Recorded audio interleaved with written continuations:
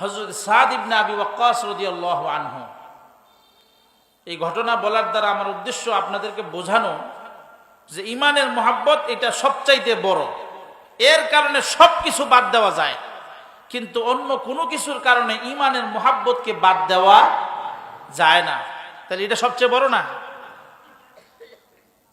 আমার ভাইয়েরা, হযরত সাদ ইবনে আবি ওয়াক্কাস রাদিয়াল্লাহু আনহু ঈমান যখন আনলেন, বিশ্বনবীর হাতে যখন মুসলিম হয়ে গেলেন, হযরত সাদ ইবনে আবি ওয়াক্কাস রাদিয়াল্লাহু আনহু ঈমানদার হওয়ার পরে তার মায়ের কাছে এই সংবাদ যখন চলে যায়, মার দিলের মধ্যে বড় ব্যথা লাগে।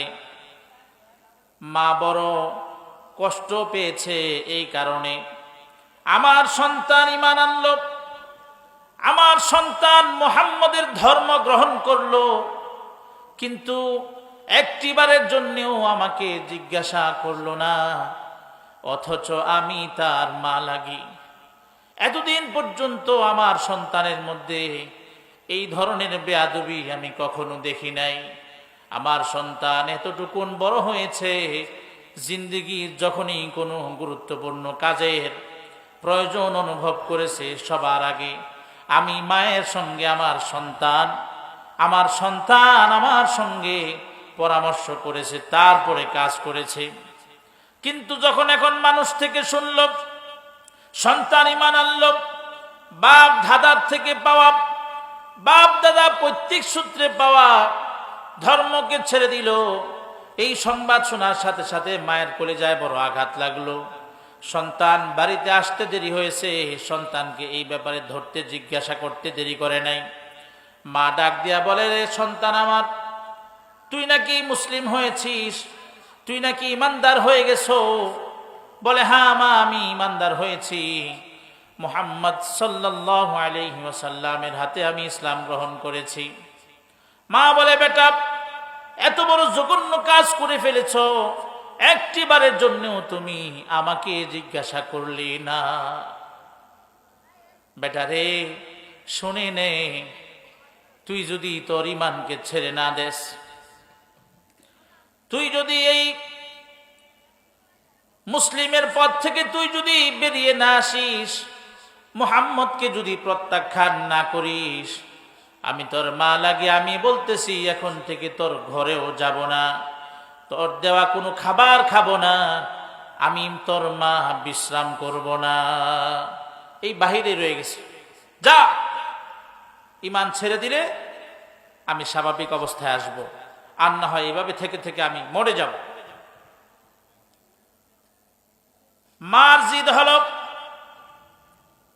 যেই মায়ের এত বড় জিদ, মায়ের পেট থেকে যেই সন্তান দুনিয়াতে এসেছে, সেই মায়ের জিদের কিছু অংশ তো এই সন্তানের মধ্যেও থাকতে পারে কি পারে না?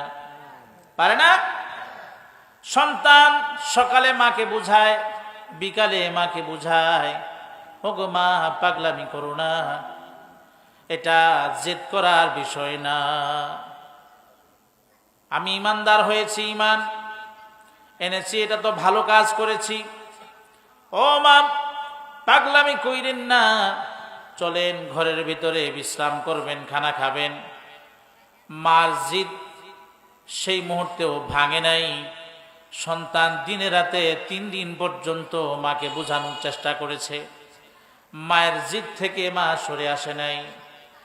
শেষ পর্যন্ত সন্তান বলল, 3 দিন ধরে বোঝানোর পরেও যখন মা, আপনার কাছে আমার কথার কোনো মূল্যায়ন আমি দেখলাম না, আপনি যখন আপনার জিদ নিয়ে বসে আছেন মা, আপনি আমার পক্ষ থেকে একটা ঘোষণা শুনে নেন, আপনি যেই দাবি নিয়ে জিদ করে বসে আছেন, এই দাবি নিয়ে জিদ করে না খেয়ে থাকতে থাকতে, বাহিরে থাকতে থাকতে আপনি যদি মৃত্যুবরণ করেন, আল্লাহ তাআলা আবার যদি আপনাকে দুনিয়াতে হায়াত দিয়া পাঠায়, আবার যদি আপনি এই ধরনের জেদ করেন আমি ঈমান ছেড়ে দেওয়ার জন্যে, আর এইভাবে করে না খেয়ে থাকতে থাকতে আবার যদি আপনি মৃত্যুবরণ করেন, এইভাবে করে আল্লাহ তাআলা আপনাকে যদি 100 বার হায়াত দান করেন দুনিয়ার জমিনে থাকার জন্যে, আর আপনি 100 বার এই ধরনের জিদ করে করে যদি না খেয়ে মরে যান,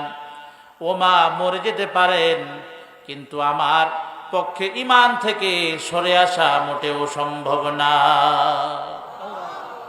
আর একটু জোরে করুন না সুবহানাল্লাহ, আল্লাহু আকবার। মায়ের সাথে সম্পর্ক কেমন যেন মায়ের সম্পর্ককে মূল্যায়ন করছেন না, ঈমানের সম্পর্ককে মূল্যায়ন করছেন। কথা ঠিক কি ঠিক না? মা বলতেছেন আমাকে মা ডাকবি না, আমার কথা না শুনলে আমি তোর ঘরে যাবো না, কিছু খাবো না।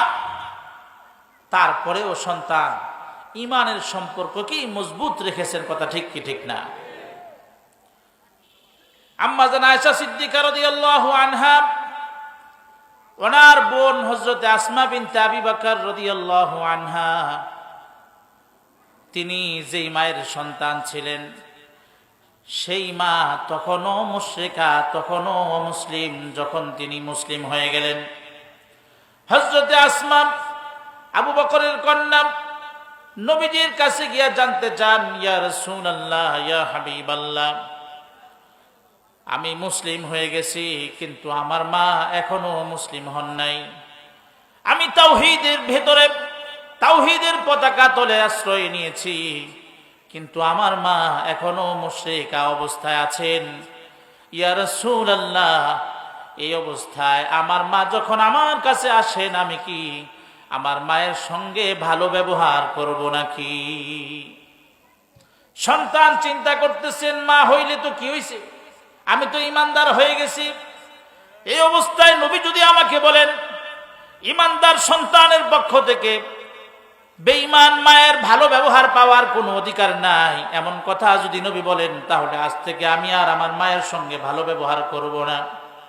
এই সিদ্ধান্ত দিলের মধ্যে নিয়া নবীজিকে প্রশ্ন করলেন, ওগো নবীজি, আমি তো মুসলিমা, আমি তো ইসলাম গ্রহণ করেছি, আমার মা তো এখনো ইসলাম গ্রহণ করেন নাই। এই অবস্থায় আমি কি আমার মায়ের সঙ্গে ভালো ব্যবহার করব নাকি আচার আচরণ ভালো করব নাকি কেমন করব? ও সাহাবী রে, তুমি মুসলিমা হয়েছো, ইমানদার হয়েছো, ঠিক আছে, কিন্তু মা হিসাবে তোমার পক্ষ থেকে ভালো ব্যবহার পাওয়ার অধিকারী। ইমানদার হয়েছো তাই বলে কি তুমি মায়ের সঙ্গে খারাপ আচরণ করবে? তা হয় না, ভালো আচরণ করবা। কিন্তু সাহাবী দিলের মধ্যে চেতনা নিয়ে নবীজির কাছে গেছেন, হুজুর আপনি কোন ইমানদার অবস্থায় আমার অমুসলিম মায়ের সঙ্গে ভালো ব্যবহার করব নাকি করব না? যদি বলেন করতে হবে না, তাহলে আমি সন্তান হয়েছে দিকে কিছু হয়েছে না, তার সাথে আমার কোনো সম্পর্ক নাই। কথা ঠিক না বেঠি? তাহলে সব সম্পর্কের চাইতে বড় সম্পর্ক কিসের সম্পর্ক? ঈমানের সম্পর্ক। সব সম্পর্কের চাইতে মজবুত সম্পর্ক, সব মুহাব্বতের চাইতে বড় মুহাব্বতের নাম হচ্ছে ঈমানের মুহাব্বত। কথা ঠিক না বেঠি?